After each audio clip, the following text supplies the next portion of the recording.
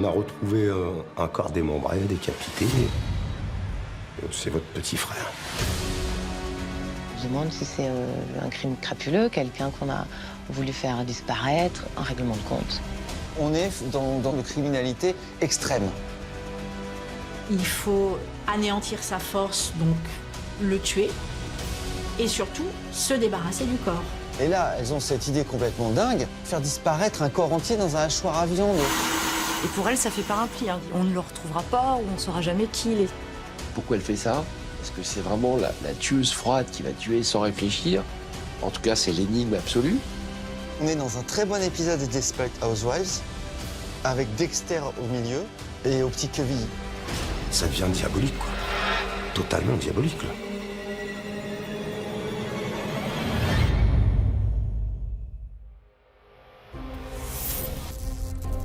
Bonsoir. Je vous propose aujourd'hui une affaire hors norme. La presse les a surnommées les démembreuses de Rouen. Deux mères de famille sans histoire qui n'ont pourtant pas hésité à découper en morceaux le compagnon de l'une d'entre elles. Comment sont-elles arrivées là? Et pour quelles raisons ont-elles ainsi basculé dans l'horreur? La réponse dans ce document de chronique criminelle raconté par Jacques Pradel. Octobre 2018, dans un appartement en banlieue de Rouen. Deux jeunes femmes discutent dans une ambiance tranquille et décontractée. Manucure, maquillage, massage, épilation, un vrai moment de détente et d'esthétique qui ne laisse rien présager du drame qui se prépare.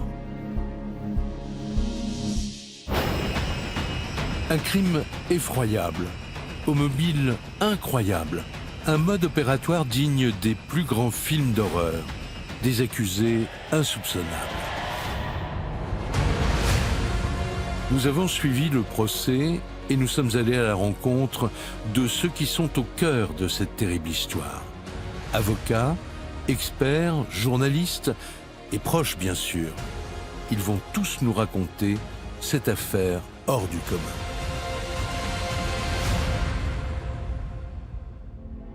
Tout commence le dimanche 4 novembre 2018 à Rouen, en Normandie. Il est 17h et comme tous les jours, les hommes de la brigade fluviale patrouillent sur la Seine. À première vue, rien d'anormal. Lorsque, soudain, ils aperçoivent une masse échouée en contrebas d'un chemin de halage, à quelques kilomètres du centre-ville. La brigade fluviale va repérer une sorte d'énorme colis. Et donc, immédiatement, ils vont pêcher le sac. Ça suinte un peu et les enquêteurs découvrent un tronc. Il n'y a pas de tête, il n'y a pas de main, il n'y a pas de pied, il n'y a même plus de mollet. Les agents de la brigade fluviale sont choqués par l'horreur de la découverte. Ensuite, des investigations vont être réalisées et notamment la recherche des autres membres de ce corps. On va découvrir quelques jours plus tard, le 7 novembre, un mollet humain. Et puis d'autres morceaux de corps sont repêchés un peu plus tard, les mains notamment. À la suite de ces découvertes macabres, les enquêteurs du service régional de la police judiciaire de Rouen sont immédiatement saisis. Et l'examen externe des morceaux du corps leur réserve une première surprise. Ce qui est étrange sur ces mains, c'est que ces mains n'ont plus de pulpe sur les doigts. Effectivement, il manque les empreintes. La pulpe des doigts, en fait, a été enlevée, arrachée, comme si on souhaitait ne pas pouvoir reconnaître l'individu. Et là, c'est un détail très particulier pour les enquêteurs, parce que on se demande si c'est un crime crapuleux, quelqu'un qu'on a voulu faire disparaître, un règlement de compte. En tout cas, on est dans une forme de criminalité extrême. L'urgence pour les enquêteurs est de déterminer s'ils ont bien affaire à une seule et même victime. Et c'est l'expertise médico-légale qui va leur apporter la réponse. Et finalement, lors de l'autopsie de ces différents morceaux, en faisant des analyses ADN, en prélevant notamment du sang, on obtient la confirmation que et le tronc, et le mollet, et les mains, et les pieds appartiennent tous au même cadavre. Qui peut bien être la victime de la scène? Les policiers entrent son ADN dans le fichier des empreintes génétiques. Et ils ont tout de suite une correspondance. Les enquêteurs vont se rendre compte que ça match dans le fichier, puisque, en fait, cet homme a été condamné. Effectivement, 20 ans auparavant, on trouve la trace, en fait, de coups et blessures portés à un policier et d'un outrage. C'est un homme de 45 ans, Slimane Amara, et qui a pu faire parler de lui depuis bien longtemps. Les enquêteurs connaissent maintenant l'identité de leur victime. Ils doivent désormais prévenir sa famille, à commencer par Ali, le grand frère de Slimane Amara. Lorsqu'il apprend la nouvelle, c'est le choc. J'entends sonner, je réponds, c'est la PJ. Donc je me dis là, bon, histoire de crime, comment ça? On a retrouvé un corps démembré, décapité, et il s'avère, après les recherches ADN, que c'est votre petit frère. Ok, donc là je tombe des nues, quoi. Je tombe des nues. Mon petit frère Slimane, mort dans des circonstances comme ça. Alors que ce qu'on voit à la télé, en général, c'est des règlements de compte, mais c'est pas possible qu'il se mette dans des choses comme ça, le petit frère. Il est pas bête, il sait flairer ces gens-là, et en général, il s'écarte, quoi. Donc je comprends pas. Franchement, je comprends pas. Tout me passe par la tête. Alors oui, Slimane Amara avait déjà eu affaire à la justice. Mais c'était il y a des années. Et depuis, c'était un homme sans histoire. Lorsque les policiers compilent leurs fichiers afin d'en savoir un peu plus sur la victime, ils découvrent une vie on ne peut plus banale. Slimane, on sait qu'il est né à Rouen, qu'il a grandi aussi dans la métropole. Il a une ancienne compagne, il a une grande fille, il a une famille qu'il ne voit plus beaucoup. Et donc, il vit avec une jeune femme, elle aussi originaire de la métropole rouennaise. Ils vivent ensemble dans une résidence pavillonnaire du Petit Quevilly, plutôt tranquille. Ça fait plus de 8 ou 9 ans qu'ils sont ensemble. Ils ont un petit garçon ensemble qui, au moment de la découverte du corps, est âgé de 3 ans. Cette compagne, c'est Céline Vasselin. Slimane et Céline vivent ensemble depuis des années. Une vie de famille apparemment sans accroc. C'est la raison pour laquelle les enquêteurs sont intrigués par un premier détail. Il n'est pas du tout porté disparu, cet homme. C'est-à-dire que c'est un homme qui vit en couple avec une jeune femme, qui est père de famille et dont la disparition n'a pas été signalée. Donc, le premier réflexe, c'est d'aller demander, évidemment, à celle avec qui, manifestement, il partage sa vie, d'aller lui poser quelques questions. Pourquoi la jeune mère de famille ne s'est-elle pas inquiétée de l'absence de son compagnon? C'est avec cette question en tête que les policiers prennent la direction du pavillon du couple.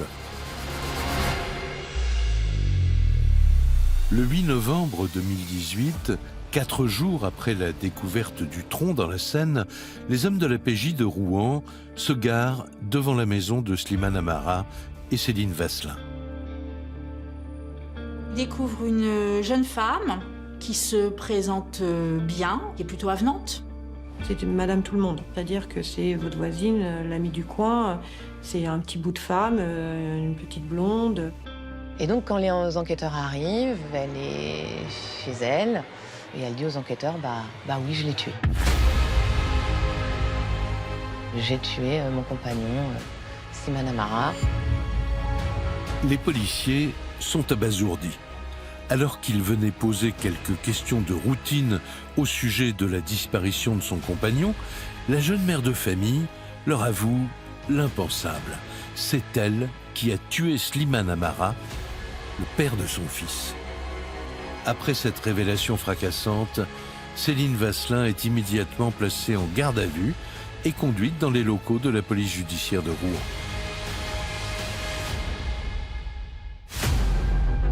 Au commissariat, les enquêteurs sont troublés par le profil de leur suspecte. C'est une jeune mère de famille à la vie rangée, Que s'est-il passé pour qu'elle en arrive à une telle extrémité? Ils sont bien loin d'imaginer ce qu'elle s'apprête à leur révéler. Elle va commencer par livrer des détails sur leur vie de couple, sur leur vie conjugale. Elle va mettre en avant une vie de couple compliquée, avec des crises, de la violence, de la peur de sa part. Céline va se confier aux enquêteurs en disant Slimane était un homme violent ce soir-là, il est rentré, il avait bu parce qu'il buvait beaucoup, il m'a menacé et puis dans la dispute, j'ai été obligée de me défendre. Je suis allé dans la cuisine, j'ai pris un couteau et je l'ai tué. Je l'ai tué en lui tranchant la gorge. Et ensuite, elle explique qu'elle l'a effectivement démembré seule dans la cave de la maison et qu'elle a été jeter les morceaux du corps dans la Seine. Les policiers sont sonnés, littéralement, par les déclarations de la jeune femme. Comment une dispute qui tourne mal peut-elle finir par un démembrement?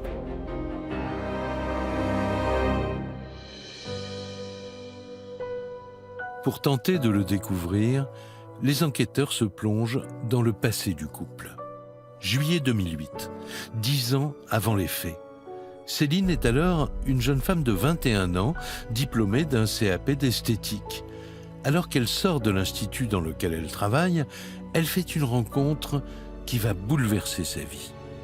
Elle est célibataire et elle est dans Rouen et puis elle traverse la rue. Et une voiture lui la laisse passer et dans la voiture, c'est Slimane. Ouais, il était joyeux, Slimane. Toujours le sourire, la joie de vie, toujours la banane. De toute façon, tout le monde me dit, ça, tous les filles, oh là là, le sourire, le sourire. Et donc Slimane va lui faire un sourire, va l'accoster, lui donner son numéro de téléphone. On sent qu'elle est tombée amoureuse de lui. Il était beau gosse, bien habillé, vraiment charmant. Elle le dit, j'ai rencontré le prince charmant. Il est beau, il a 35 ans, c'est un homme. Quand elle raconte cette rencontre, on a l'impression qu'elle a rencontré l'homme de sa vie et quand elle en parle, c'est vraiment comme ça qu'elle décrit les choses. Le coup de foudre est réciproque, car Slimane est lui aussi tombé sous le charme de cette timide jeune femme blonde rencontrée par hasard. Il me tient au courant, comme quoi il a rencontré quelqu'un, qu'il est intéressé, elle a l'air gentille. Donc je sens qu'il va chercher à l'arbre. Il l'invite au resto, il lui offre des fleurs, il l'emmène en week-end. Elle vit absolument un conte de fées. Et il est très amoureux, et elle est très amoureuse, et leur couple devient fusionnel. C'est vraiment l'amour parfait. Les deux tourtereaux emménagent ensemble. La jeune femme monte son entreprise de soins de beauté à domicile et Slimane travaille dans la mécanique. Le couple vit un bonheur sans nuage. Mais comme Céline Vasselin le révèle aux enquêteurs, l'idylle va tourner court.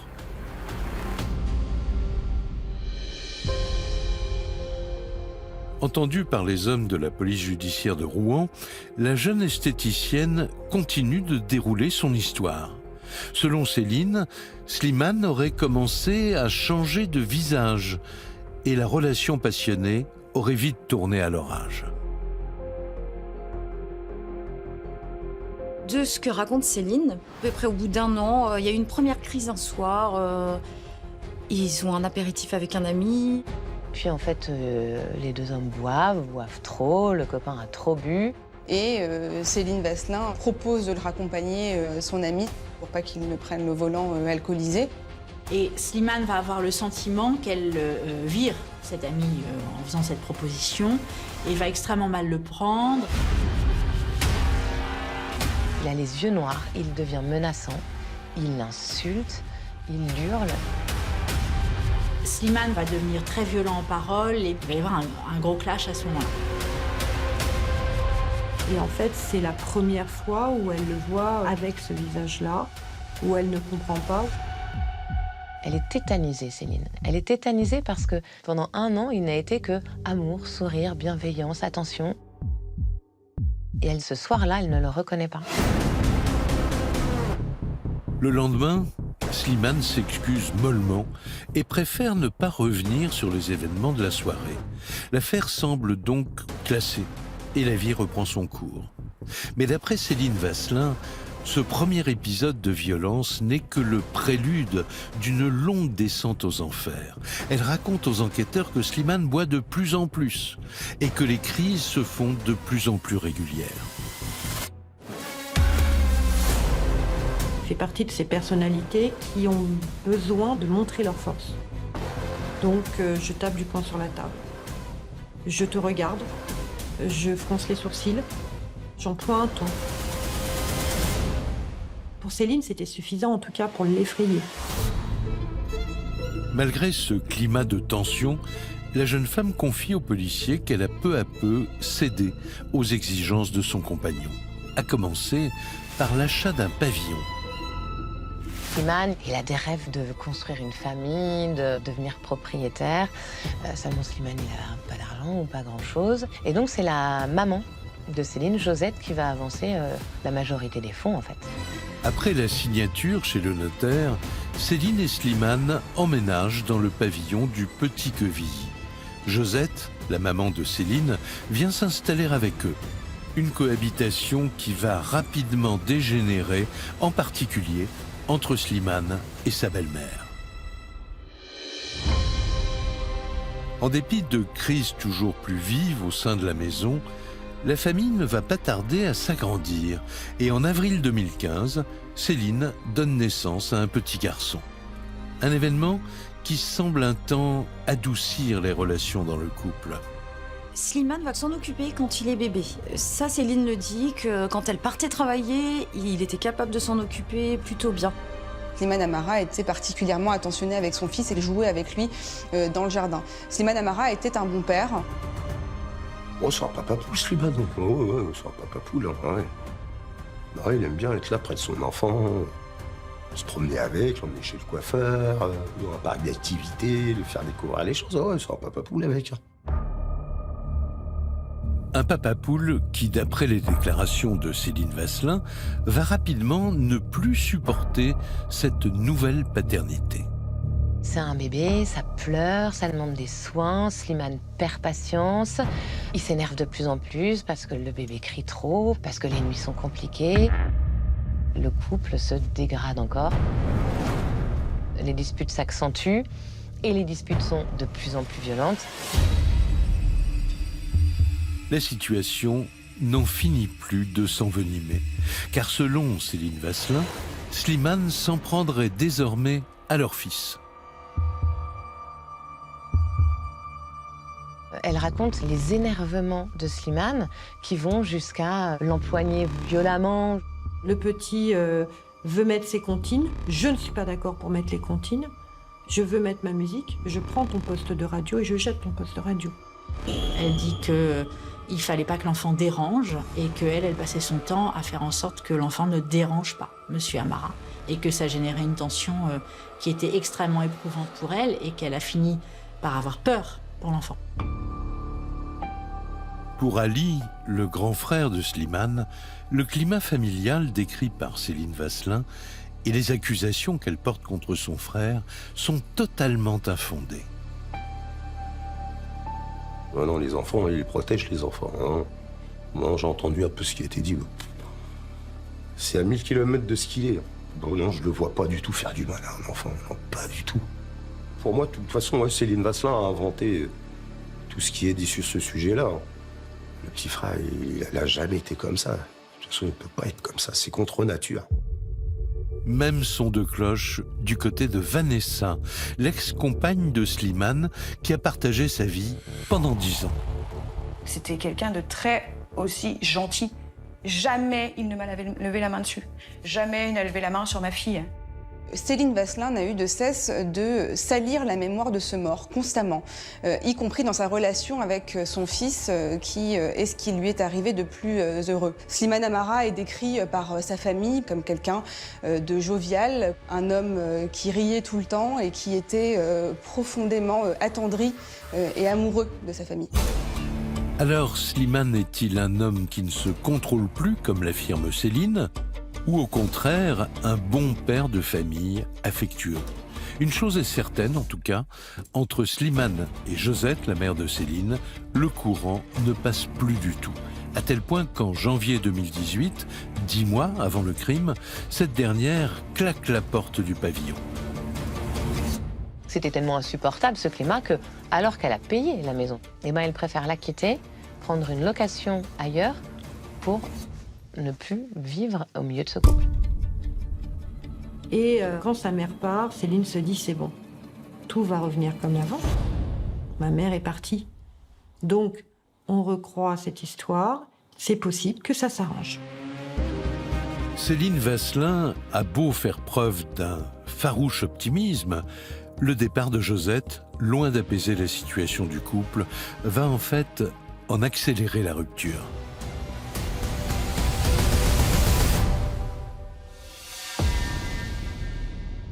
Toujours entendue dans le cadre de sa garde à vue, Céline Vasselin raconte les derniers mois de sa relation avec Slimane Amara. De longs mois durant lesquels la jeune femme affirme avoir vécu un cauchemar. En juin 2018, le point de non-retour aurait été atteint. À l'intérieur, la vie est devenue épouvantable, en tout cas plus vivable pour Céline. Elle se sent souvent agressée, elle a l'impression d'avoir une épée de Damoclès sur sa tête, en permanence. Si bien que Céline va finir par dire à Slimane, écoute, là, je crois qu'il faut vraiment qu'on se sépare. Et Slimane va très très mal le prendre, il le refuse complètement. Il l'attrape dans un premier temps par le cou. Elle essaye de prendre son téléphone qui lui arrache des mains et qui le jette au sol. Il va la bousculer. Il y a un couteau qui intervient dans cette scène-là. Il y a des menaces avec un couteau. Et il y a surtout le petit garçon qui est là. Elle lui dit, mais tu te rends compte, il y a notre enfant. Et il s'arrête brutalement à ce moment-là. Il s'est dit, c'est lui ou c'est moi. Jamais il me laissera. Jamais il ne nous laissera. Et donc là, le divorce ne lui paraît plus possible. La jeune femme se sent dans une impasse. Et cette énième crise, particulièrement violente, l'aurait donc fait basculer. C'est les raisons pour lesquelles, le samedi 3 novembre 2018, alors que Slimane laisse une fois de plus éclater sa colère, Céline n'hésite pas à s'emparer d'un couteau pour le mettre hors d'état de nuire. L'esthéticienne en a fini de ses explications. Elle a tout dit, tout détaillé. Encore stupéfaits, les enquêteurs s'empressent de vérifier ces déclarations. Des dépôts de plaintes ou des certificats médicaux viennent-ils corroborer son histoire de violence conjugale? Céline, elle n'a pas de bras cassés, elle n'a pas de traces de fractures antérieures. Céline n'a pas fait de séjour à l'hôpital. En 11 années de vie commune, il n'y a pas une trace ou de plainte ou de signalement, même de la part des voisins. Au regard de la justice, de la police ou des institutions, c'est un couple sans problème. Comment être certain que Céline Vasselin dit vrai? La jeune femme n'aurait-elle pas inventé cet enfer conjugal pour justifier le meurtre de son compagnon? Et si oui, pourquoi? Et c'est quand même toute la particularité de cette affaire, hein, c'est que tout ce qu'on sait, on le sait par Céline Vasselin, parce qu'elle en raconte. D'autant qu'un autre détail chiffonne les enquêteurs. Comment cette frêle mère de famille aurait-elle pu tuer Slimane seule pour ensuite se débarrasser de son corps? Ça cadre pas, quoi, dès le départ. C'est-à-dire que physiquement, on se demande comment elle a pu faire ça. Il y a cette jeune femme qui fait 1m60. Slimane Amara, il doit faire 1m80. Alors, il n'est pas épais, mais c'est quand même un homme qui est carré, quoi. Et d'imaginer qu'elle a pu déjà lui donner un coup de couteau, il ne se défend pas. Elle arrive ensuite à bouger le corps, elle arrive à le découper, elle arrive à se débarrasser du corps, toute seule. Là, ça paraît aberrant. Oh, c'est pas possible, toute seule. Impossible. Mon frère, c'est un gaillard, mon frère. Des gros os, il a des grandes mains, il est costaud, il fait du spa, il fait de la muscu, il mange bien, il est en bonne santé. C'est pas possible. Et ça n'est pas tout. D'autres détails dans les déclarations de Céline Vasselin interrogent les hommes de la PJ. À certains moments, elle ne va pas dire « je », mais « on ». Donc ça va mettre la puce à l'oreille des enquêteurs qui vont chaque fois lui dire « mais qui est ce on ?» Donc ça, plus effectivement la corpulence physique de ma cliente, font que tout de suite, ils savaient qu'il y avait une autre personne, à tout le moins une autre personne qui avait pu être présente. Pour les policiers, Céline Vasselin aurait donc eu un complice. Mais leur intuition est-elle la bonne? Si la mort de Slimane Amara n'est pas le fruit d'une dispute qui aurait mal tourné, alors que s'est-il vraiment passé? Ont-ils affaire à un plan qui a été minutieusement pensé et préparé par plusieurs personnes?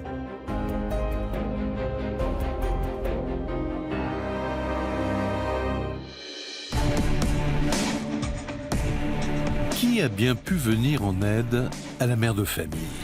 Pour le savoir, les enquêteurs interrogent une à une celle avec qui l'esthéticienne passait ses journées et à qui elle faisait de nombreuses confidences, ses clientes. Parmi elles, il y en a une qui les intrigue tout particulièrement. Elle s'appelle Isabelle. Isabelle, elles se connaissent depuis longtemps avec Céline, mais surtout qu'elles sont très très proches. Céline se confie énormément à elle. Elles passent beaucoup de temps ensemble. Cette amie semble être une oreille très attentive au malheur de Céline, à tel point que les deux femmes ont mis en place un protocole d'urgence. Et c'est là où elles mettent en place le fameux code, qui est le code LOL. Si t'arrive quelque chose, tu m'envoies juste le SMS avec LOL, LOL, et je comprendrai. En clair, si quelque chose de grave se produit, Céline envoie un SMS à Isabelle. Un message bref, 3 lettres, L, O, L. L'implication de cette amie pose question. Aurait-elle pu participer à cette entreprise macabre? Quand il convoque Isabelle au commissariat pour l'interroger, la réponse est évidente. Cette femme est malade et elle est très diminuée physiquement. Impossible donc qu'elle ait pu aider Céline à se débarrasser de Slimane. Il faut chercher ailleurs.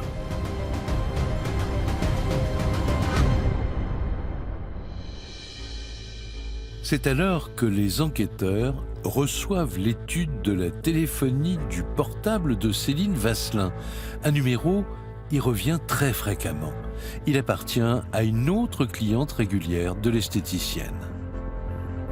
Les enquêteurs, cette cliente en particulier, ils l'ont repérée parce que son numéro, c'est celui que compose peut-être le plus Céline. Et ce numéro, il a été appelé plusieurs fois le samedi 3 novembre. Le samedi 3 novembre qui est le jour de l'assassinat de Slimane. Le relevé téléphonique l'indique, c'est-à-dire qu'entre 13h et 19h, les deux femmes sont en constante conversation. Et cette femme, donc, c'est Jessica Adam. Jessica Adam, une mère de famille de 35 ans qui, comme Céline Vasselin, n'a pas franchement le profil d'une tueuse. Maman de 3 enfants, cette ancienne employée de mairie est devenue caissière de supermarché et elle habite à quelques kilomètres seulement du Petit Quevilly. Alors, a-t-elle quelque chose à voir avec la mort de Slimane Amara? Les policiers sont impatients d'entendre les explications de la jeune femme. Et vous allez le voir, ils ne vont pas être déçus. Le 9 novembre 2018, 24 heures tout juste après Céline Vasselin, Jessica Adam est interpellée et placée en garde à vue dans les locaux de la PJ de Rouen. Elle est perturbée par ce qui se passe. Une garde à vue, c'est sa première de sa vie. Elle n'est absolument pas délinquante. La police, elle ne connaît pas. Il commence à l'auditionner. Est-ce que vous avez, avec Céline Vasselin, tué Et puis elle dit oui. Oui, je suis la complice. Oui, j'ai tué, j'ai assassiné Slimane Amara avec Céline. Oui, je l'ai aidé. Les policiers n'en croient pas leurs oreilles. Après Céline Vasselin, c'est au tour de Jessica Adam de reconnaître spontanément son implication dans la mort de Slimane Amara. Et ils ne sont pas au bout de leur surprise, car cette nouvelle suspecte ne va rien cacher du crime auquel elle a pris part.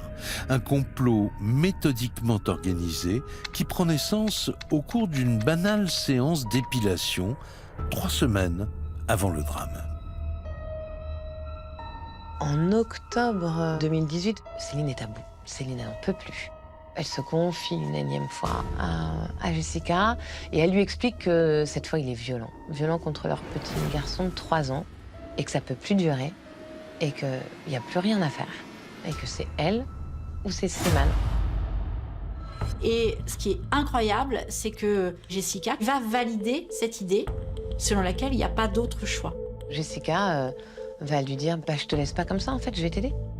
La première chose basique, c'est qu'il faut tuer Slimane.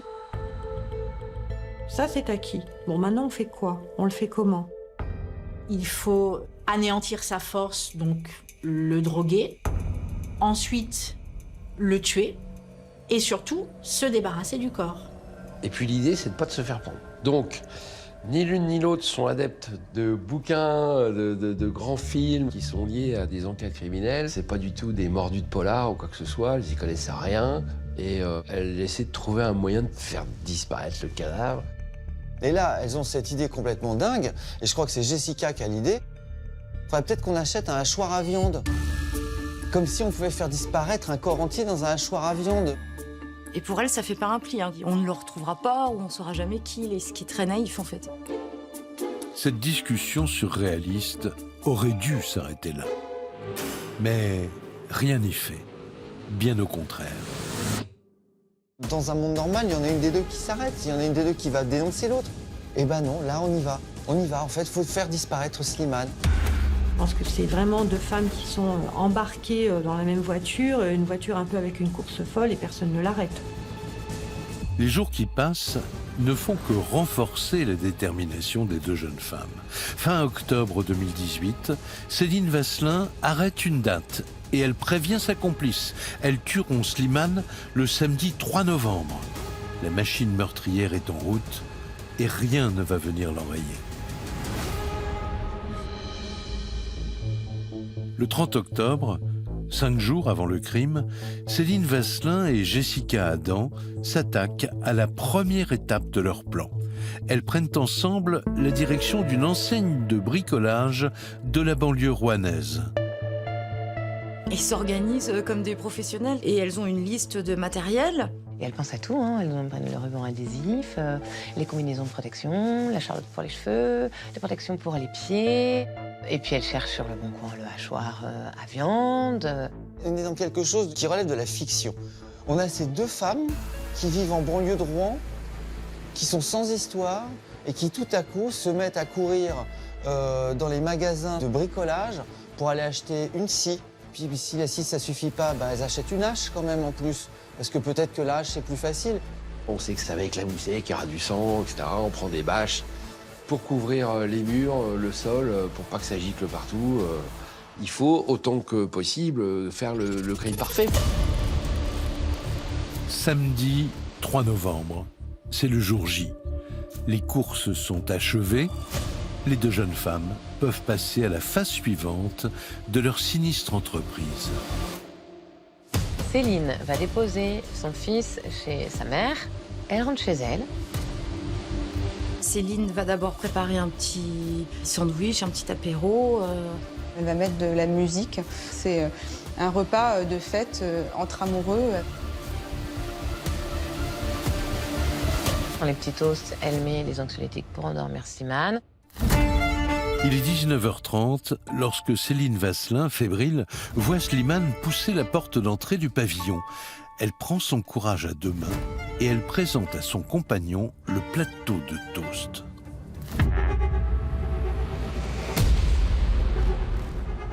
Quelques canapés plus tard, la mère de famille observe Slimane.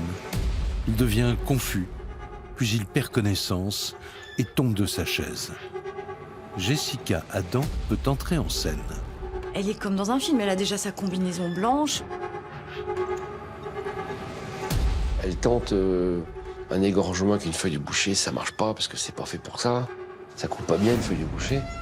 Et à ce moment-là, en fait, Slimane se réveille et il hurle. Il hurle à la mort, il crie le nom de Céline. Et Jessica, elle raconte qu'elle panique là. Pas prévu que, en fait, un coup dans la gorge, ce serait pas suffisant. Et donc, elle panique, elle sait pas quoi faire. Et Céline va à la cuisine. Céline va se saisir d'un couteau qu'elle va donner à Jessica. Puis elle va dire à Jessica de donner un coup de couteau. Donc Jessica donne un coup de couteau, tranche la gorge.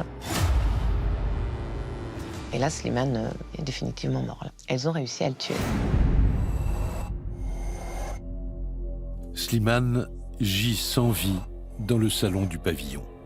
Céline Vasselin enfile à son tour une combinaison de protection. Il est l'heure de faire disparaître le corps. Une fois que la mort est donnée, elle décide de passer au deuxième acte de leur plan, c'est-à-dire le démembrement de cet homme. On déplie la bâche, on met le corps sur la bâche, on le fait glisser dans les escaliers pour le descendre à la cave. À la cave, on protège tout, c'est presque chirurgical, hein. C'est presque un bloc opératoire. L'idée, c'est de le faire disparaître. Donc on commence de tenter de le hacher. Donc on commence par ce qui paraît le plus simple, c'est un doigt de pied qu'on passe dans la hachoir. Évidemment, le hachoir s'enraye tout de suite. L'os, ça fout en l'air le hachoir. Et donc très vite, il faut qu'elles abandonnent l'idée et il faut découper le corps. C'est Céline qui va s'occuper principalement du démembrement. Il ne faut pas qu'on l'identifie. Donc, pour pas l'identifier, qu'est-ce qu'on doit enlever? On enlève la tête, les pieds. Et puis elle découpe les mains, elle enlève la pulpe des doigts parce que faut pas qu'on retrouve les empreintes digitales. Et Céline a l'idée du mollet. Pourquoi? Parce qu'il a une broche, il a été opéré, Slimane, donc il est reconnaissable peut-être par cette broche. Donc elle dit, ça aussi, il va falloir le couper. L'opération macabre dure 4 heures. 4 longues heures durant lesquelles Céline Vasselin est comme en transe. Céline était dans une sorte d'autre réalité. Elle va lui parler. Tu pensais pas que j'allais être capable de ça? Tu pensais pas que je serais capable de faire une chose pareille? Elle n'est pas dans la culpabilité, elle n'est pas dans la conscience de l'horreur de ce qui vient de se passer. La seule chose qui l'anime, c'est qu'elle est libérée. C'est fini. Les deux femmes emballent les morceaux du corps, chargent la voiture de Jessica Adam et prennent la direction des rives de la Seine. Là, en différents endroits, elles se débarrassent de Slimane.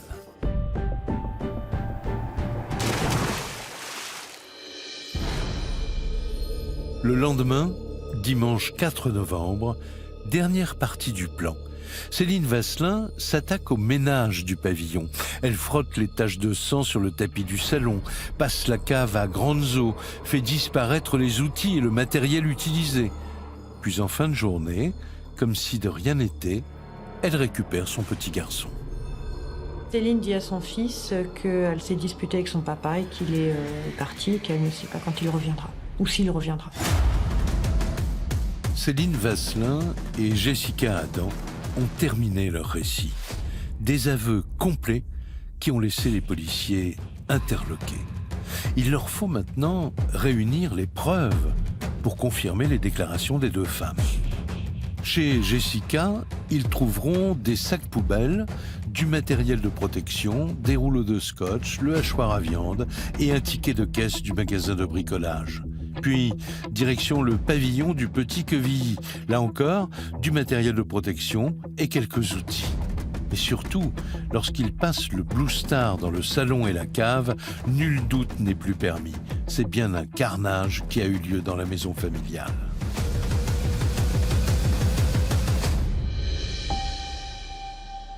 Lorsque les proches de Slimane Amara apprennent les circonstances de sa mort, ils sont effondrés. Je me suis dit, mais c'est incroyable, 2 mères de famille en plus. Incroyable, mais vrai, quoi. Quand on est mère de famille ou même père de famille, on pense à ses enfants. Ça fait peur. Quand on se dit on peut avoir des gens comme ça dans son entourage. À quel moment vous pouvez faire ça avec la personne qui, à un moment donné dans votre vie, vous l'avez aimée, cette personne? Vous avez fait un enfant à cette personne. À quel moment? Quel moment on peut se dire je vais faire du mal comme ça? Non, moi je comprends pas. Il mérite pas ça, mon frère.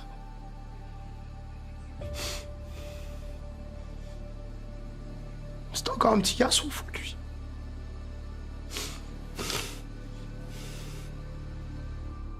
Les enquêteurs connaissent désormais le déroulé des faits, mais il leur reste une énigme de taille à résoudre dans cette affaire. S'il semble envisageable que Céline Vasselin a tué car elle voulait se libérer des violences de son compagnon, quel peut bien être le mobile de sa complice ?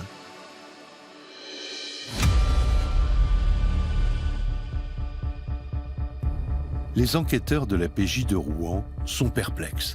Qu'est-ce qui a pu pousser Jessica Adam à prendre part à cette sanglante machination? La mère de famille n'avait en effet jamais croisé la route de Slimane Amara avant le crime. Jessica s'est débarrassée d'un homme dont elle avait entendu parler, certes, mais qu'elle n'avait jamais vu.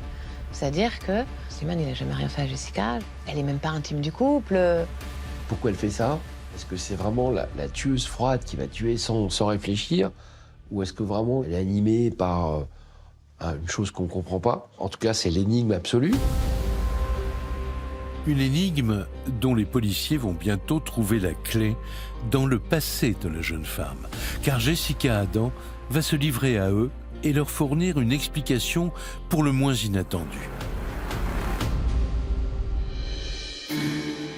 Souvenez-vous, lors de la fameuse séance d'épilation au cours de laquelle les deux femmes décident d'en finir avec Slimane, Céline s'est d'abord épanchée auprès de sa cliente. Céline parle à nouveau de ses violences, de sa vie horrible avec Slimane, etc. Et là, elle aborde pour la première fois les violences sur le petit garçon. Quand Céline lui parle du fait que Slimane Amara est potentiellement dangereux, violent, s'agissant du petit garçon, ça fait totalement écho à Jessica. Car Jessica sait mieux que personne ce qu'est une enfance démolie. En effet, ses premières années n'ont été qu'un lot de souffrance et de misère. Les gens qui ont vécu avec elle alors qu'elle était enfant décrivent vraiment une enfance abominable. Voilà. J'interviens très très souvent pour des enfants maltraités.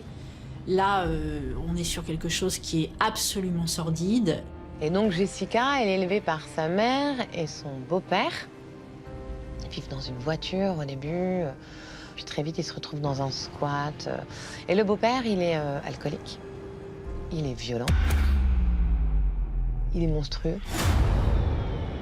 Elle a connu des sévices physiques et sexuels extrêmes à un âge très très jeune, et ça a duré pendant des années.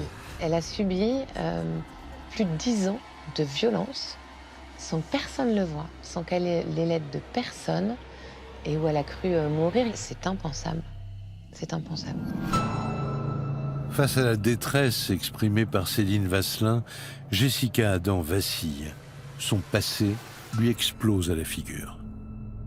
Quand on a une connaissance de sa vie, le lien devient tout à fait évident. Et elle vient réparer sa propre enfance en tuant Slimane Amara. Finalement, elle tue son beau-père en tuant Slimane Amara. Jessica Adam et Céline Vasselin, deux souffrances qui se rencontrent et qui en viennent à commettre l'irréparable.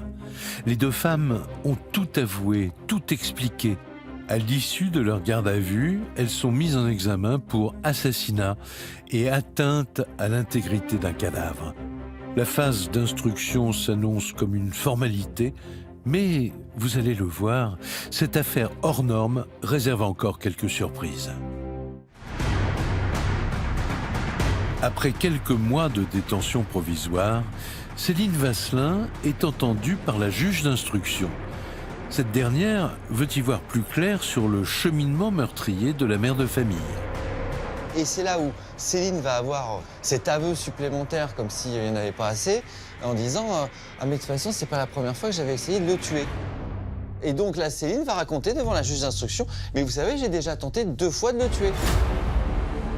Devant la magistrate médusée, Céline Vasselin va détailler ses précédentes tentatives. La première remonte à juin 2018, quelques jours après qu'elle ait essayé de quitter Slimane.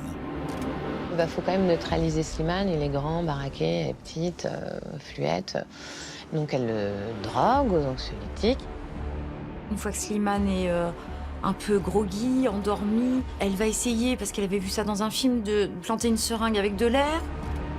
Son idée criminelle est un peu sotte, mais elle dit « J'avais entendu dire que si on mettait un peu d'air dans le sang, eh ben, on pouvait faire mourir quelqu'un. » Évidemment, elle n'arrive pas à trouver une artère, et puis ça échoue. Céline Vasselin ne désarme pas.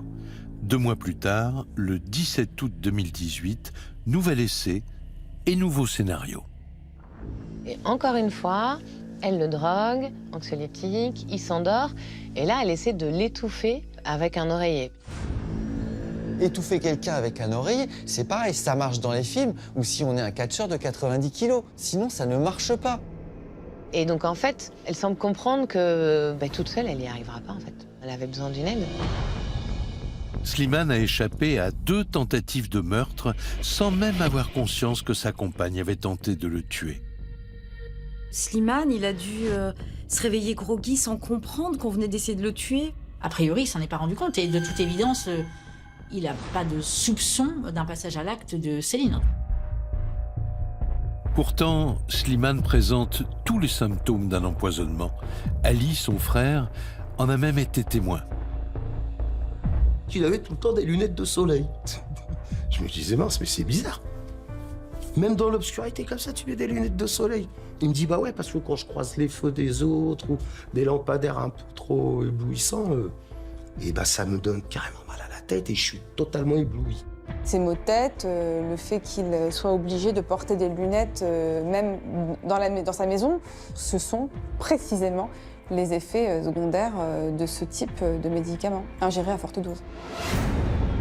Ça vous démontre sa détermination et la froideur dont elle peut faire preuve. Donc là, je me dis, non, ça devient diabolique, quoi. Totalement diabolique, là. Il y a autant de rebondissements que dans une série télé américaine. Il y a autant de sang, d'hémoglobine, d'inventions que dans les meilleurs polars. On est dans un très bon épisode de Desperate Housewives, avec Dexter au milieu et aux petits quevilles. Et une ultime révélation va venir compléter ce dossier digne d'un roman noir. En effet, dans l'entourage de Céline Vasselin, quelqu'un était parfaitement au courant de ce qui se tramait, et ce quelqu'un n'a rien fait pour l'empêcher.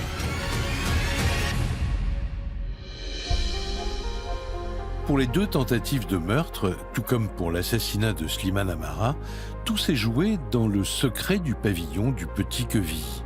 Mais aussi incroyable que cela puisse paraître, une autre personne était dans la confidence. Il s'agit d'Isabelle, la meilleure amie de Céline Vasselin.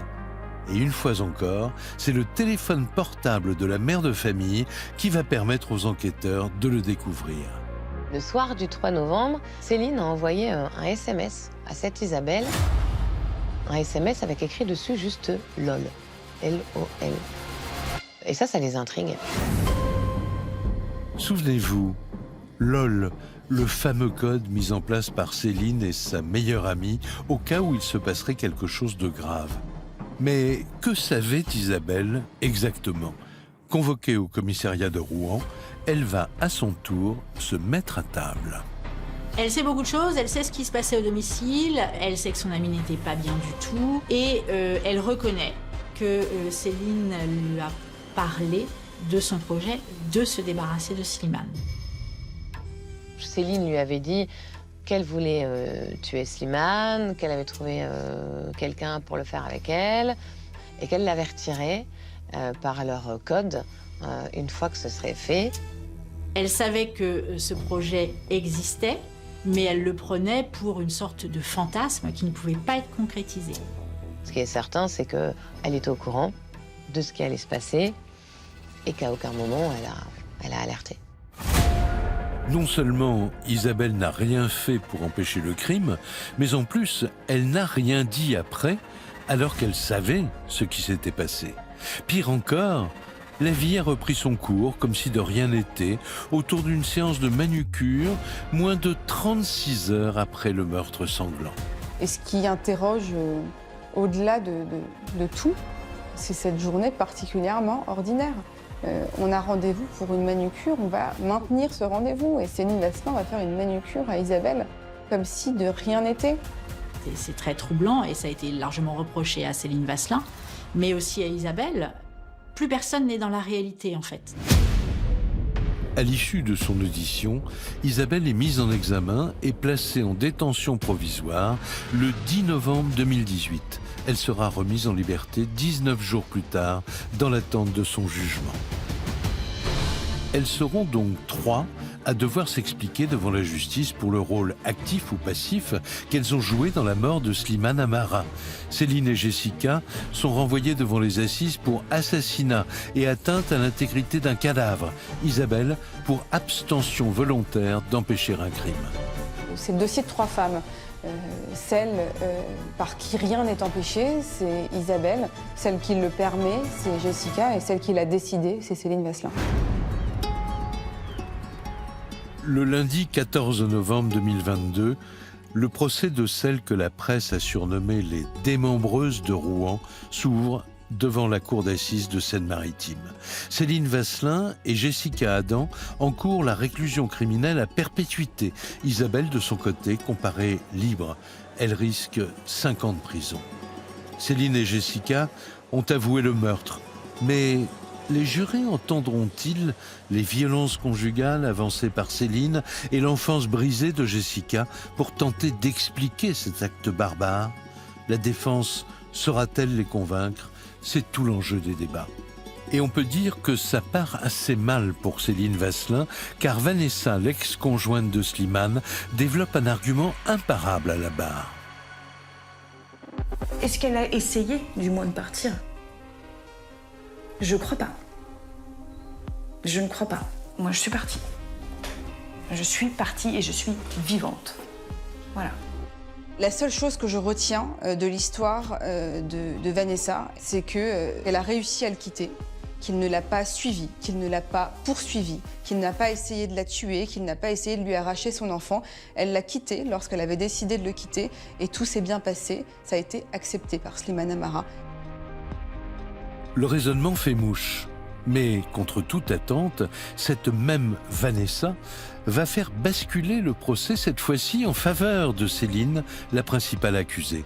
En effet, l'audience prend un tour complètement inattendu lorsqu'elle développe les raisons qui l'ont poussée à quitter Slimane. Quand il pétait un plomb, il était méconnaissable. Dès quelque chose qui pouvait arriver et qui pour lui paraissait injuste, ça partait dans tous les sens. Si on lui disait, Slimane, qu'est-ce que tu fais? Je l'ai fait une fois. J'en prenais plein la tête, mais plein la tête verbalement.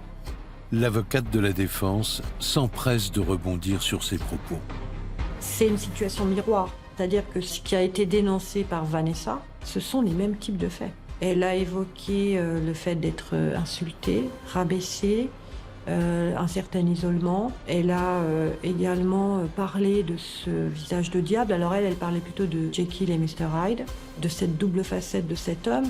On est sur le même type de violence. Ma cliente n'était pas une menteuse quand elle décrivait sa relation avec Slimane. Reste maintenant à se pencher sur le cas de Jessica, la complice. Comment la cour d'assises va-t-elle accueillir les explications de cette mère de famille qui a tué un homme qu'elle ne connaissait même pas? Elle cherche absolument pas, à aucun moment, à se faire plaindre. Et là, elle va se livrer. Et c'est la première fois, je crois, pour Jessica, qu'elle raconte l'horreur qu'elle a subie. C'est la première fois qu'elle ose dire ce qu'elle a vécu. Le témoignage de Jessica est saisissant. Et c'est donc devant un jury complètement chamboulé que l'avocate générale entame son réquisitoire. Elle demande 30 ans contre Céline Vasselin, la veuve, 25 ans contre Jessica Adam, sa complice, et 5 ans, dont 4 avec sursis, pour Isabelle, celle qui savait, mais qui n'a rien dit.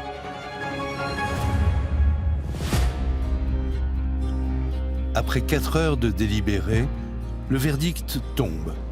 Isabelle est acquittée. Céline Vasselin est condamnée à 22 ans d'emprisonnement pour assassinat. C'était inespéré. Je trouve que c'est bien que dans la motivation, la cour d'appel ait enfin retenu l'emprise, les violences psychologiques.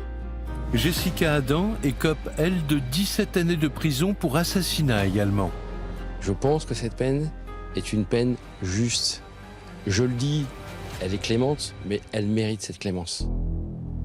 Pour les parties civiles, c'est la désillusion. Pour moi, c'est vraiment très peu, vu l'horreur de l'histoire. C'est inhumain, c'est diabolique ce qu'elles ont fait. Les peines sont légères, moi, je trouve. Franchement. Le parquet fait immédiatement appel de la décision. Il considérait que Céline, elle avait tous les moyens de quitter Slimane. Elle avait de l'argent, elle avait des amis, elle avait une famille. Et donc, ils ont considéré que les peines prononcées étaient vraiment trop clémentes. En attendant le second procès, Céline Vasselin et Jessica Adam sont donc présumées innocentes. Ce nouveau rendez-vous judiciaire apportera-t-il d'autres éléments à cette affaire déjà riche en rebondissements ? Pour les parties civiles, en tout cas, ce sera l'ultime chance de rétablir leur vérité et de réhabiliter la mémoire de Slimane. Je souhaite que justice soit faite. C'est ce qui me tient le plus à cœur. Et je lâcherai pas, de toute façon. C'est à la vie et à la mort, avec cette histoire.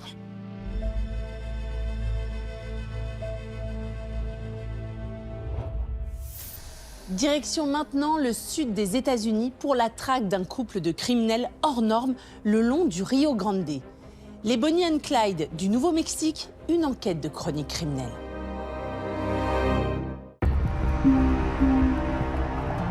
Yolanda Medina était une jeune femme incroyablement belle. Le 15 octobre 1991, Yolanda Medina a quitté le travail vers midi pour prendre sa pause déjeuner réglementaire d'1 heure. Elle n'est pas revenue. Son véhicule avait aussi disparu. On ne savait pas s'il s'agissait d'un ou de plusieurs meurtriers. Il était obsédé par Yolanda. C'était tout à fait le genre d'individu qui pouvait avoir un rapport avec la disparition de Yolanda. On le pensait jaloux parce qu'elle ne l'aimait pas. Mais une autre femme avait été attaquée. Ils étaient deux, un homme et une femme. Ils étaient les dernières personnes à l'avoir vue avant qu'elle disparaisse. Quand on a une affaire avec une agression sexuelle, en général, le coupable est un homme, pas un duo homme-femme. C'est une attitude de prédateur. Je n'ai plus jamais revu ça. Qui étaient-ils? Quel était leur nom? Je voulais que sa famille puisse faire son deuil. Je n'allais pas dormir, je n'allais pas arrêter tant que je n'aurais pas trouvé les personnes qui avaient commis ce crime. Tout commence au Nouveau-Mexique, la région qui rassemble la plus grande communauté hispanique des États-Unis. Chaque année, des milliers de personnes arrivent depuis la frontière toute proche. Beaucoup d'églises se considèrent comme des lieux de refuge et essaient d'aider les immigrants qui arrivent. Certaines églises proposent des programmes officiels et s'engagent à sortir les immigrants de ces situations difficiles. Où que vous alliez au Nouveau-Mexique, vous trouverez toujours quelqu'un prêt à vous aider. Les gens feront tout ce qu'ils pourront pour vous donner un coup de pouce. Si vous avez faim, ils vous donneront à manger ou un abri, même s'ils ne vous connaissent pas. C'est beau ici et notre culture est merveilleuse. Mais il y a aussi un côté sombre. À 25 km au nord d'Albuquerque se trouve une petite ville, Bernalillo.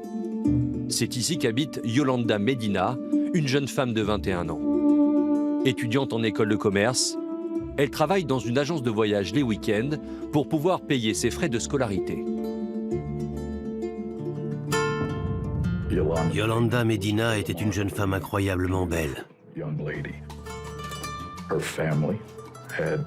Sa famille a quitté le Mexique quand elle était toute petite. Et ils se sont installés à Bernalillo. Le père de Yolanda avait une entreprise de pneumatiques. Ce n'est pas un métier facile, mais il subvenait aux besoins de sa famille et tentait de transmettre sa conscience professionnelle à ses enfants. Mais un jour d'octobre 1991, alors qu'elle était partie en pause déjeuner, elle se volatilise mystérieusement. Elle n'est pas revenue.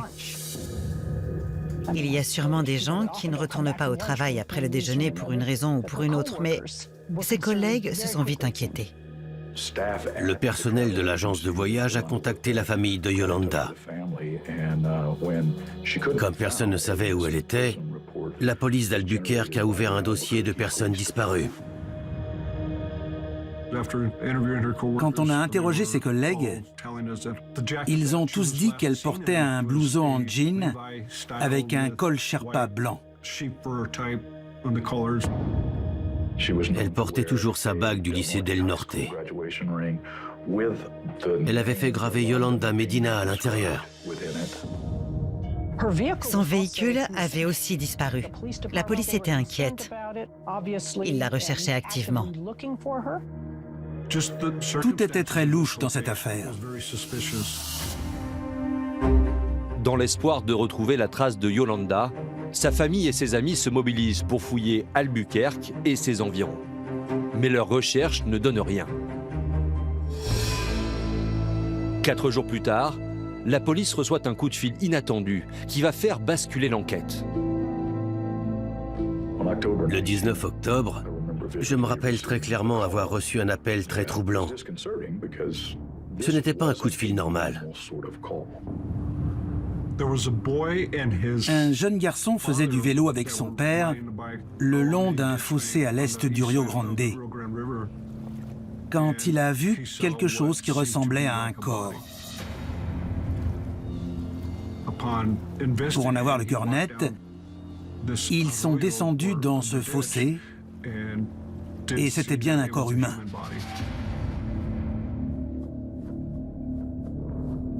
Ils ont tout de suite appelé la police. On a pu identifier ce corps comme étant celui de Yolanda Medina. La police se rend immédiatement sur place pour inspecter la scène de crime et tenter de récolter tous les indices possibles. Il était tard. J'ai pris ma caméra et j'ai remonté le fossé sur environ 180 mètres jusqu'à un arbre. Il y avait un talus près de l'eau. Je me suis approché et j'ai vu Yolanda Medina.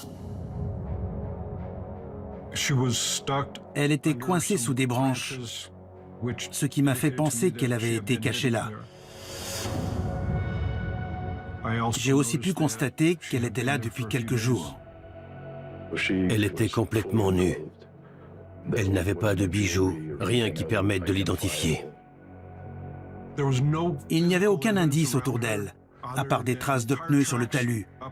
Mais comme pas mal de gens passaient par là, on ne savait pas si ces traces étaient pertinentes.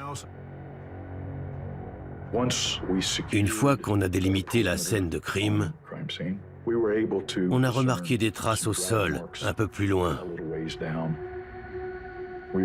On a réussi à sécuriser ces preuves et on a emporté le cadavre au laboratoire du médecin légiste pour qu'il détermine la cause du décès. Le corps de Yolanda Medina a été autopsié le lendemain. L'autopsie a confirmé que Yolanda a été frappée très violemment au visage et à la poitrine avant de mourir. En examinant le corps de Yolanda de plus près, le médecin légiste a trouvé un chiffon rouge, comme ceux qu'on voit dans les stations-service. Il a été déchiré en deux et on le lui a enfoncé dans la gorge avant qu'elle meure, et ça l'a étouffée. Il y avait aussi des preuves d'agression sexuelle. Yolanda aurait donc été enlevée, agressée sexuellement, puis assassinée. La police doit maintenant annoncer cette terrible nouvelle à la famille de la victime, qui est toujours à sa recherche. Personne ne peut imaginer ce qu'on doit ressentir dans ce genre de situation. La mère de Yolanda était désemparée. Elle voulait absolument qu'on sache que la dernière chose qu'elle avait dite à Yolanda quand elle est partie ce matin-là, c'était « je t'aime ». Elle était dévastée, mais elle tenait le coup. Comment une jeune fille sans histoire a-t-elle pu se faire assassiner aussi sauvagement? Et surtout, pourquoi? L'enquête démarre pour les policiers qui tentent de tirer profit des éléments en leur possession. On savait que le pick-up de Yolanda avait disparu. Donc, on l'a immédiatement enregistré au Centre national d'information criminelle.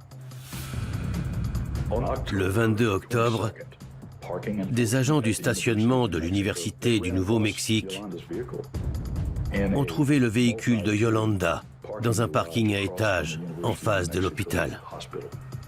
On est allé sur place et on a établi une scène de crime secondaire. Pendant qu'on inspectait le véhicule, on a remarqué que la radio avait été retirée, ainsi que le haut-parleur de la portière droite. Greg a regardé à quel point le siège conducteur était reculé. Et il était beaucoup trop loin pour Yolanda. Ça voulait dire que quelqu'un d'autre était venu garer le pick-up ici. Le pick-up de Yolanda a été retrouvé assez loin des bureaux d'Atlas Travel, là où elle a disparu. Cela a attiré notre attention. Qui avait amené le pick-up ici? Qui que ce soit, cette personne savait que ce genre de parking lui faciliterait la tâche pour s'enfuir loin du véhicule. Pour en savoir plus sur les fréquentations de Yolanda, les enquêteurs interrogent sa famille et ses amis. Ils cherchent à savoir si dans son entourage, quelqu'un aurait eu une raison de lui en vouloir. Alors qu'on commençait à se faire une idée de ce qu'était une journée type pour Yolanda, on a appris l'existence d'un homme du nom de Jaime Fernandez. Il avait l'air très amoureux d'elle. Jaime était un responsable administratif à l'université de Parks, où elle travaillait pour payer ses frais de scolarité. On nous a dit qu'il ne la lâchait pas. Il lui offrait tout le temps des fleurs. Il essayait de l'emmener dîner. On a commencé à creuser, à observer Jaime. Et pour nous, c'était tout à fait le genre d'individu qui pouvait avoir un rapport avec la disparition de Yolanda. Les enquêteurs sont sur une première piste. Jaime Fernandez, le collègue de Yolanda, qui apparemment était obsédé par la jeune femme. Jaime Fernandez était un suspect parce qu'il était amoureux de Yolanda. On a aussi découvert qu'aussitôt après avoir appris la mort de Yolanda, il s'était chargé de payer la totalité de ses frais de scolarité pour que sa famille puisse recevoir son diplôme à titre posthume. On avait des raisons de le soupçonner de l'avoir agressé sexuellement, d'avoir été jaloux ou vexé de voir ses sentiments non partagés. Nous n'avions pas d'autre choix que d'enquêter sur M. Fernandez immédiatement. Lorsqu'on l'a interrogé, il a nié d'être impliqué de près ou de loin dans la disparition et le meurtre de Yolanda. Mais la plupart des criminels clament leur innocence. Donc ce n'était pas suffisant pour nous convaincre. C'est pourquoi nous avons placé M. Fernandez sous surveillance judiciaire. Nous avons alors pu suivre ses faits et gestes, et on a compris que c'était un solitaire. Il était célibataire et vivait avec sa mère. Il prenait ses pauses déjeuner dans sa voiture et mangeait son repas assis seul à l'arrière sur le parking. Mais pour se rendre à son travail, de son domicile à l'université, il passait tous les jours devant le parking dans lequel le pick-up de Yolanda a été retrouvé. C'est pourquoi on a demandé et obtenu un mandat de perquisition pour fouiller son domicile. Lors de la fouille du domicile de M. Fernandez, on a trouvé un journal intime relatant en détail ses interactions avec les étudiantes de l'université de Parks. Il précisait seulement si elles l'appréciaient ou non, ce genre de choses. Mais on n'a rien trouvé d'autre que des preuves indirectes. Au fil des interrogatoires, les enquêteurs ne trouvent aucune piste solide qui ferait de Jaime un suspect sérieux. Les recherches sont au point mort.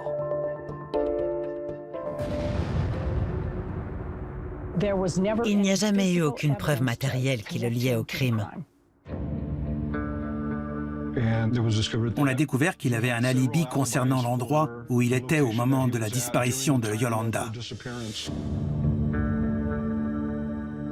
Il fallait rayer M. Fernandez de la liste des suspects. Retour à la case départ pour les inspecteurs. Ils décident alors de se rendre au travail de Yolanda afin d'en savoir plus sur le dernier endroit où elle a été vue en vie. Ils questionnent ses collègues qui vont leur faire une révélation étonnante. Ses collègues d'Atlas Travel ont déclaré que la veille de sa disparition, Yolanda avait parlé à son père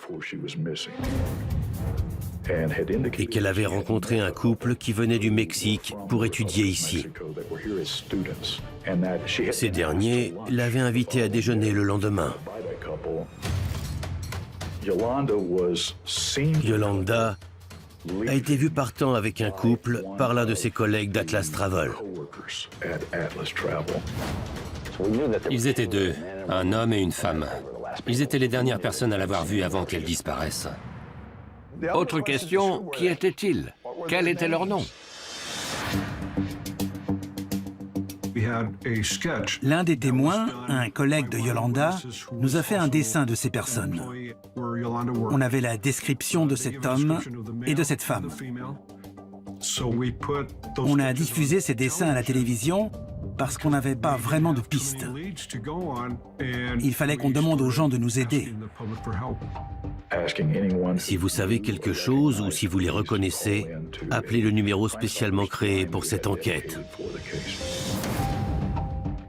Après la diffusion des dessins, quelqu'un a appelé en disant qu'il pensait les connaître. C'est là qu'on a commencé à en savoir plus sur eux. Ce monsieur avait conduit un couple correspondant à la description à une église de Bernalillo à Albuquerque. On sait que le corps de Yolanda a été retrouvé à Bernalillo. Et grâce aux informations de témoins, on sait que plusieurs personnes ont vu ces deux individus à 800 mètres de là où on a trouvé le corps de Yolanda. D'un point de vue géographique, tout cela devenait très intéressant. On a appris que le couple s'appelait Mario Torres et Catalina Tarin. Ils venaient de Veracruz, au Mexique, et ils étudiaient ici. Les enquêteurs découvrent aussi qu'une fois arrivés à Albuquerque, Mario Torres et Catalina Tarin ont demandé à l'église de les héberger. Ils disaient être mariés et avoir besoin d'aide, car ils n'avaient nulle part où aller. J'ai parlé au pasteur. Il m'a dit que ce couple venait d'arriver en ville, qu'il leur avait donné de l'argent et qu'il les avait hébergés. Mario Torres avait aussi demandé au pasteur de lui expliquer comment avoir des papiers d'identité afin d'encaisser un chèque. Le pasteur lui a dit que sans papier, ils allaient devoir se faire des documents d'identité avec photo pour obtenir une carte d'encaissement. Il lui a indiqué plusieurs centres qui faisaient ce genre de choses. Alors, on a passé en revue tous les centres d'encaissement de chèques d'Albuquerque. Quand on a trouvé l'endroit où des personnes de ce nom se sont fait faire des cartes, alors on a enfin eu accès à des photos d'eux. La police convoque une nouvelle fois les collègues de Yolanda afin de leur montrer les photos de Mario Torres et de Catalina Tarin. Et leur réponse est sans appel. Il s'agit bien du couple qui a été vu avec Yolanda. On a montré un panel de photos aux employés d'Atlas Travel qui ont pu identifier les deux personnes qu'ils avaient vues. Il s'agissait bien du couple qui était devenu ami avec Yolanda avant sa mort. On a eu un mandat de perquisition pour fouiller la pièce dans laquelle avaient vécu Mario Torres et Catalina Tarin. On a trouvé un chiffon rouge qui bouchait un trou dans une fenêtre. Yolanda avait été partiellement asphyxiée avec un chiffon rouge déchiré. Le morceau retrouvé dans sa gorge correspondait à celui retrouvé dans la pièce où ils avaient vécu au sous-sol de l'église. Après avoir trouvé cet indice accablant, les inspecteurs interrogent les fidèles de l'église qui ont côtoyé Mario Torres et Catalina Tarin. Ils découvrent que le comportement du couple était en réalité très étrange. Le pasteur s'est rappelé que vers le 20 octobre, il a vu des égratignures sur le visage de Tarin et Torres. Ils ont raconté qu'ils s'étaient accrochés à une barrière de barbelés. Torres a dit qu'il venait de s'acheter de nouvelles lentilles et qu'elles changeaient la couleur de ses yeux. Les fidèles s'interrogeaient sur le fait qu'ils changeaient souvent de version concernant cette histoire et leur passé. Ils se sont mis à douter d'eux. Alors que les policiers travaillent sur l'enquête, une jeune femme se présente au poste après avoir vu l'appel à témoins. Elle raconte avoir été victime, elle aussi, d'une agression de la part de Mario Torres et Catalina Tarin. Tina Unali s'était liée d'amitié avec eux et il l'avait invité à leur rendre visite à l'église.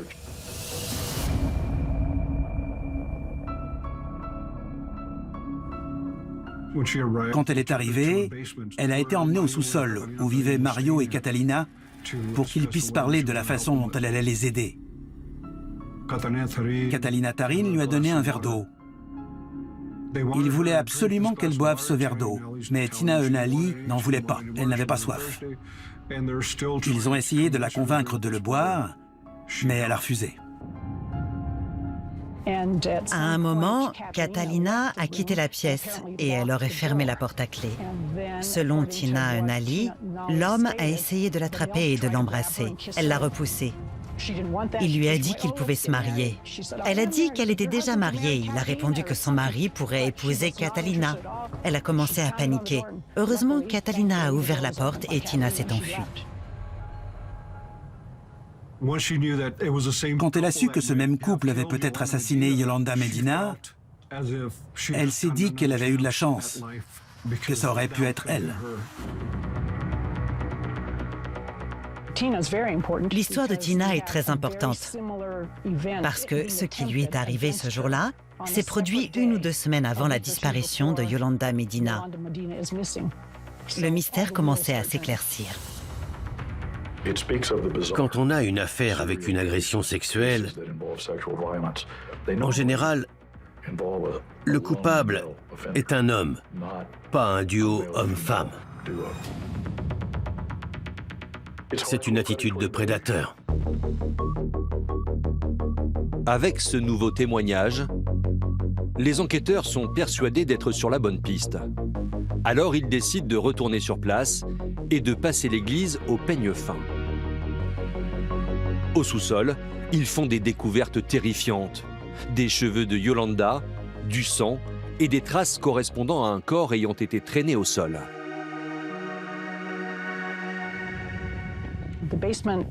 La police a pensé que l'homicide avait eu lieu dans ce sous-sol. Une fois toutes les preuves réunies, Tarin et Torres sont devenus les principaux suspects. Immédiatement, les enquêteurs lancent un avis de recherche concernant Mario Torres et Catalina Tarin. Mais les suspects n'ont pas d'adresse fixe. Ils peuvent être n'importe où et le temps presse.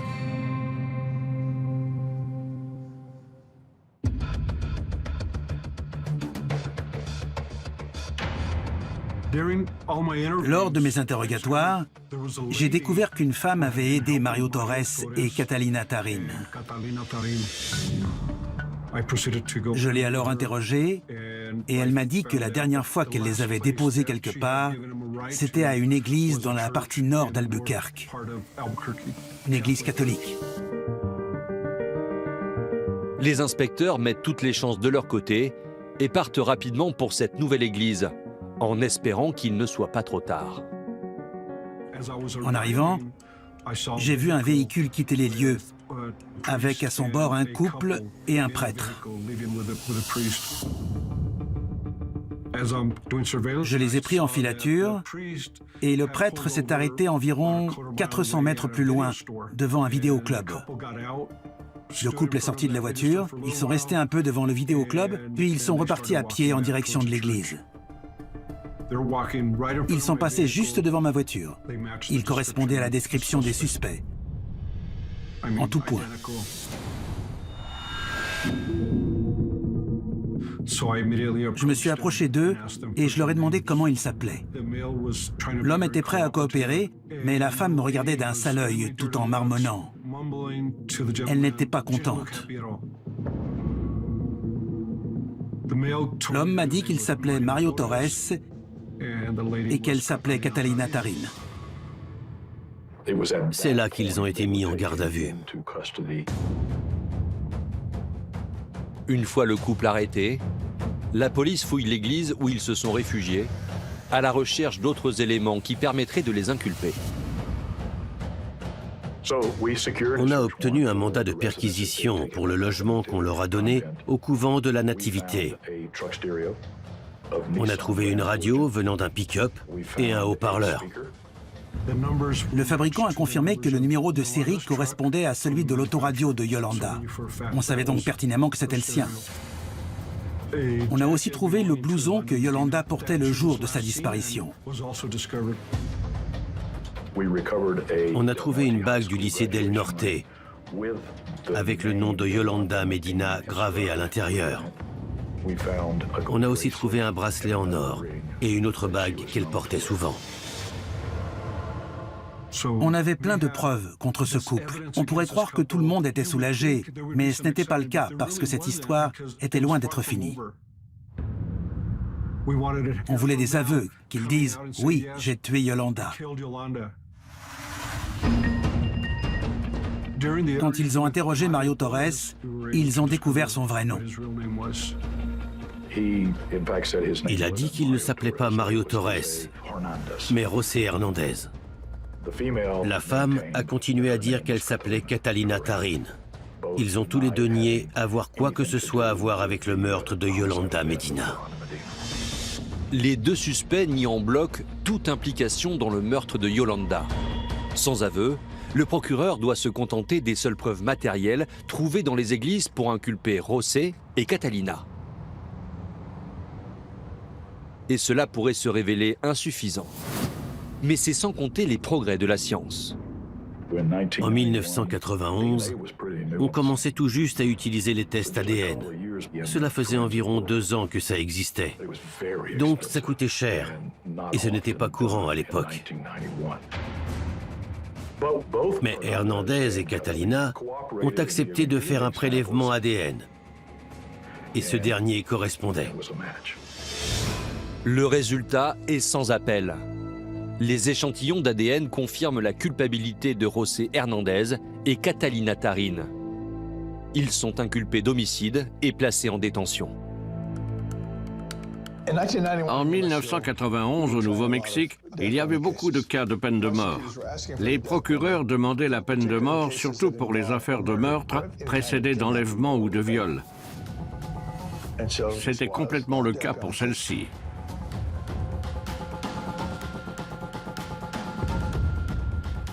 On se préparait pour le procès. On faisait une liste de témoins, on rassemblait les preuves. Puis, les 2 prédateurs qu'on avait mis en détention pour le meurtre de Yolanda sont morts. Un suicide à la Roméo et Juliette. Ils se sont tués la même nuit et de la même façon dans le pénitentiaire du comté de Bernalillo. On ignore comment, mais nos 2 suspects ont réussi à communiquer alors qu'ils étaient à des étages différents. Ils avaient un traitement médical léger. Ils ont mis de côté leurs médicaments et ils ont pris tous les sachets d'un seul coup. C'est comme ça qu'ils sont morts. On ne s'y attendait pas. J'ai vite appris que José Hernandez avait laissé une lettre.